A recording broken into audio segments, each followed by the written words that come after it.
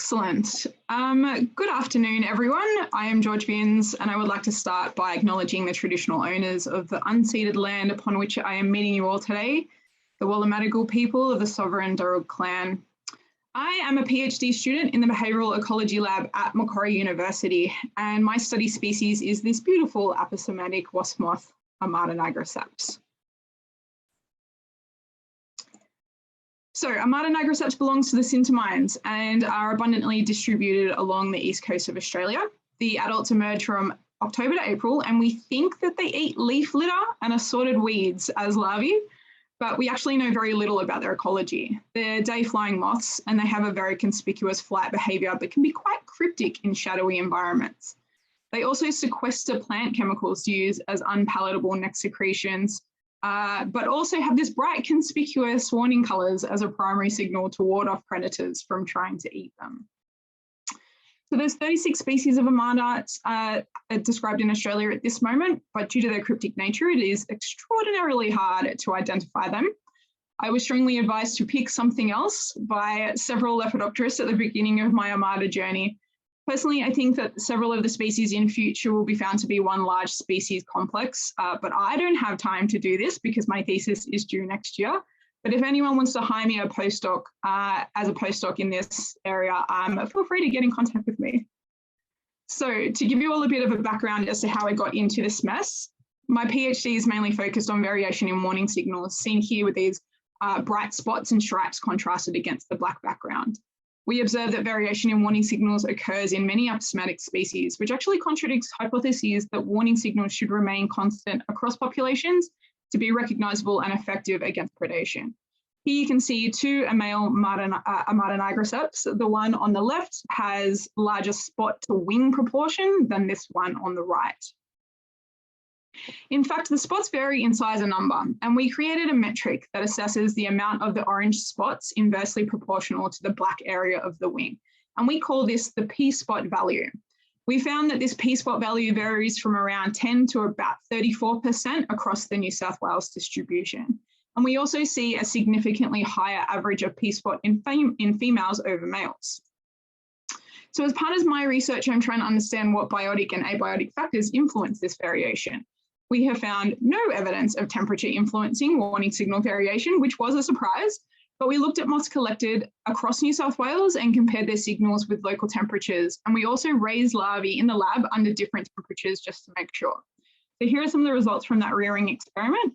We had 20 degrees and 24 degrees. We had some in 28 and they all died as larvae. But we found that there was no significant difference in the warning signals of those two different temperatures in females or in males. So we did find some evidence of rainfall and insectivore bird predators influencing this variation, although I don't have time to show you those results today. But perhaps most interestingly, we did find a fair amount of heritability of warning signals being passed down, with evidence of assortative mating. So they seem to like mating with similar looking moths. Now, these little cuties are not strong flyers, and the cynic in me tends to think that flying long distances on the lookout for mates that just happen to look the same as them might be a little bit beyond the capabilities of these moths. So the question is, are they simply sleeping with their relatives that just happen to be close by?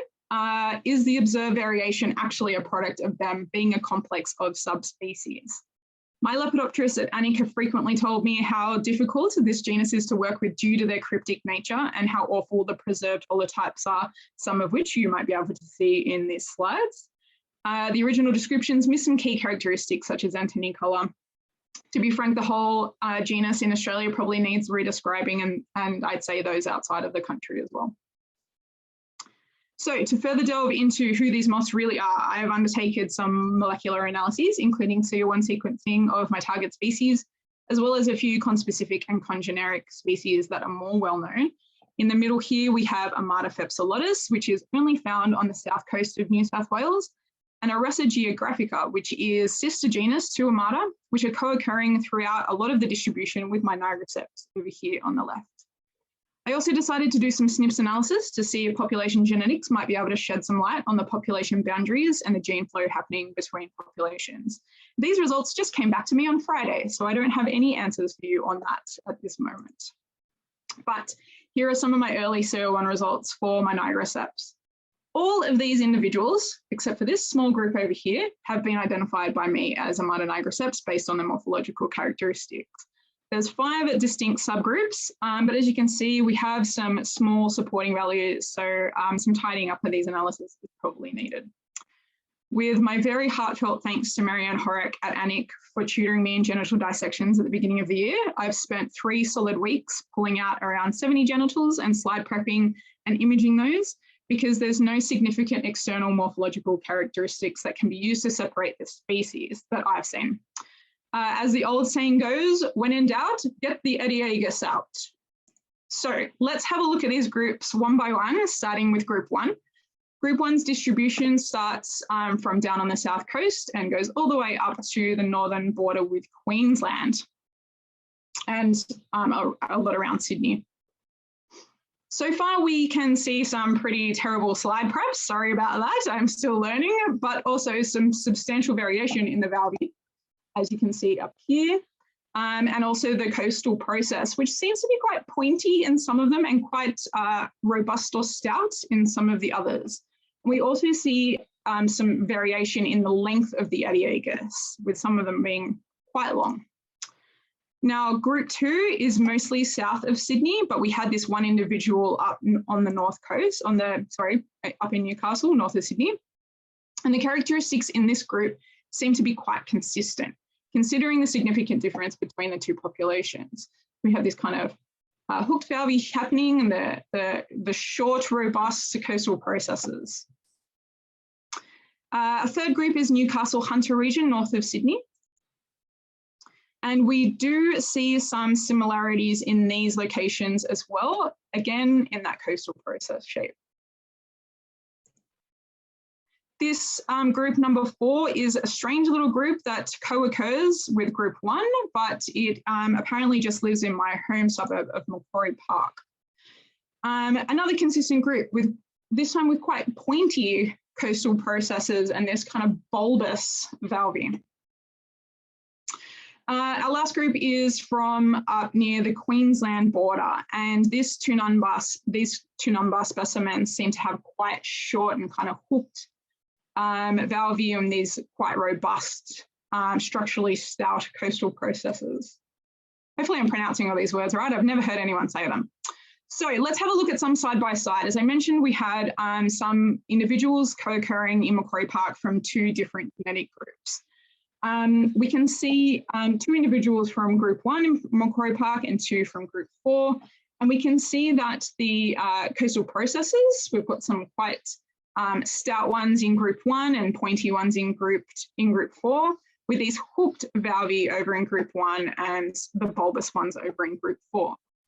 And I've also just done a quick measure of the Aedeagus length, and it shows quite a bit of a difference between the 2 groups, with group 4 being a whole millimetre longer than the group 1 Aedeagus. Of course, this is only a small sample size of 4, but let's have a look at some quick comparisons of wing lengths with the Aedeagus length to see if we can judge the groups externally. So these are the individuals intact that I showed you the genitals of in the previous slide. 2 individuals from group 1 and the 2 individuals from group 4. We have the Aedeagus lengths here, and we can actually see the wing length is just a touch shorter in group 1 than it is in group 4. And talking about that P spot value that I introduced you to at the beginning, we do see quite a difference in the proportion of the spot that takes up the wing as well. So obviously this is a very small sample size. I do need to assess more individuals to confirm this observation. I've only dissected about 70 out of about 600 individuals that are in my collection so far, so I might need a little bit more time for that. Now that I've subjected you to some terrible slides, here are some beautiful images of the differences in females, which is a little bit less easy to quantify. Plus, there seems to be some differences in the ovipositor or Papiliae anales. I don't know if I said that right, but this is the ovipositor here. I'm particularly interested in the differences in the bursa, which is this here, the signum, which are these spots here on the bursa, and the accessory glands, which you might be able to see here and also over here. So this is our Armata nigroceps, my particular study species, but I wanted to do some comparisons, Armata Aperta, which co-occurs, has this beautiful heart-shaped bursa. And Aresta geographica, who I also just introduced you to before, has a double lining on the corpus bursae, and also these beautiful jellyfish-like accessory glands. Just stunning. I could look at them all day. So what does all of this mean? Does it even matter? There is some evidence of some subspecies existing in this group, but still a lot of analysis left for me to do. These moths are very understudied and they do deserve to be properly recognised. Understanding their ecology and their evolutionary relationships is important because common and abundant species such as Amata could be a useful guide as to how human impacts affect insect communities. And besides, to know them is to love them. Lastly, I would like to extend my everlasting gratitude to the team at ANIC for their knowledge and wisdom, the institutions who have given me money to do all of these excellent things, to my supervisors and assistants, and to everyone who has collected and killed moths for me. And lastly, to you all for listening. I'm also would like to put the call out for any suggestions for anything else that I should be looking at, because I'm very lacking in systematic mentors in Sydney. So I'm kind of winging all of this. Please feel free to reach out to me on Twitter or by email. Thank you very much for listening. Well, thank you so much, George. They are super cool little moths. If you've got a question for George, please feel free to write it in the chat, or you can raise your Zoom hand. While people are doing that, I was just wondering, what is your kind of approximate level of CO1 divergence that you're getting between these groups where you're seeing the morphological differences? Yeah, that's a really good question. So originally I was finding that there was about 5% in difference between Amata nigriceps and Amata aperta, for example. So the species were quite distinct. The groups, and I found some that were had come up as definitely being a nigriceps, and some of them which might have been a nigriceps, but the difference between those was about 1%. So some really low values. But again, I have not got a very strong background in genetics. So were my results accurate? Only someone who knows what they're talking about can definitely go through that and let me know. Yeah, PhD is all about learning it, right? Exactly. Any other questions for George? We'll talk about moth genitals all day if you let me. Yeah, Kwam, feel free to unmute and ask a question. Hey George, great talk. I lolled a lot. Oh, good, good. Just wondering, have you used geometric morphometrics to analyze difference in morphologies? Maybe it would be something useful to do with the wings, or has it already been done before? Thanks. It hasn't been done that I know of,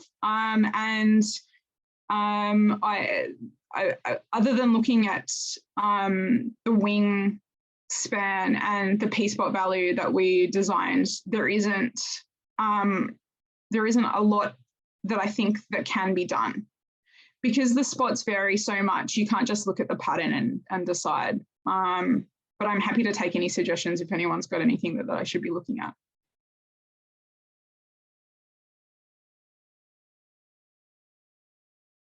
I have a lot of people arguing with me on iNaturalist when I identify any of these moths, because as soon as you put a picture of an Amata in, it brings up one of two different species, and they all look the same. So people are like, "No, I'm pretty sure it's this." I'm like, "I'm pretty sure it's not."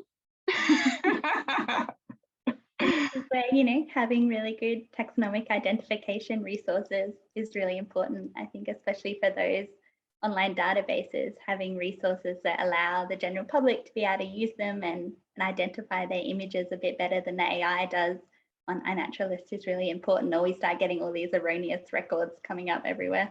Absolutely. And I've been to 3 different museums and taken photos of all of their Amata collections. So I have many dating back from 1896, actually. I've got a really nice collection of images that we've been doing a lot of work on. And a lot of it I haven't been able to talk to you about because of time. But yeah, hopefully I have some papers coming up for you all to look at in the near future. Nice job, George. And that was a fantastic presentation, a really great start to the symposium.